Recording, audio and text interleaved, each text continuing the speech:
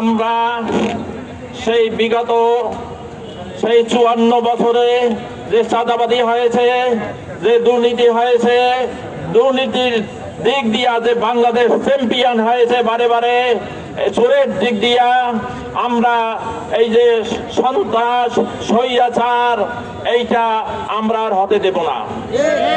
প্রয়োজনীয় সংস্কার করতে হবে, গণহত্যার বিচার করতে হবে। এরপরে আমাদের পিআর পদ্ধতিতে নির্বাচন দিতে হবে। পিআর ছাড়া নির্বাচন হলে এদেশে আবার সেই স্বৈরাচারের আবির্ভাব হবে, এদেশে আবার চাঁদাবাজ বহাল থাকবে, দুর্নীতিবাজ আবার বহাল থাকবে, আবার কালো টাকা সরাসরি হবে, সেই মনোনয়ন বাণিজ্য হবে। তাই এদেশে নির্বাচন হতে হলে একমাত্র পিআর পদ্ধতি নির্বাচন হতে হবে।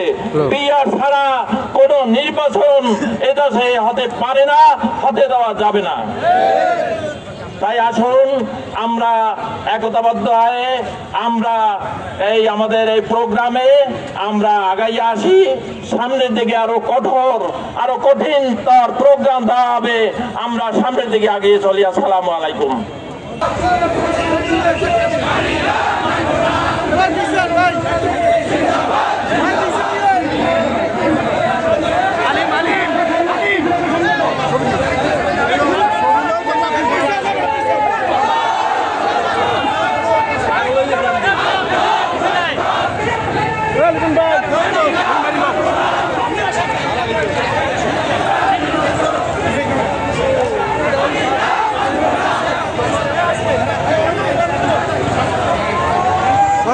দাঁড়াইলে পর খুলে নিল জাগাইয়া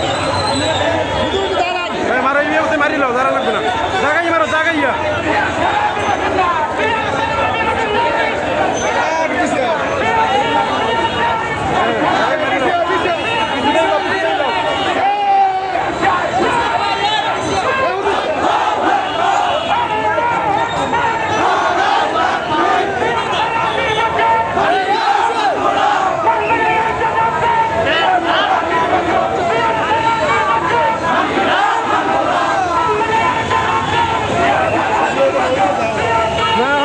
সুদা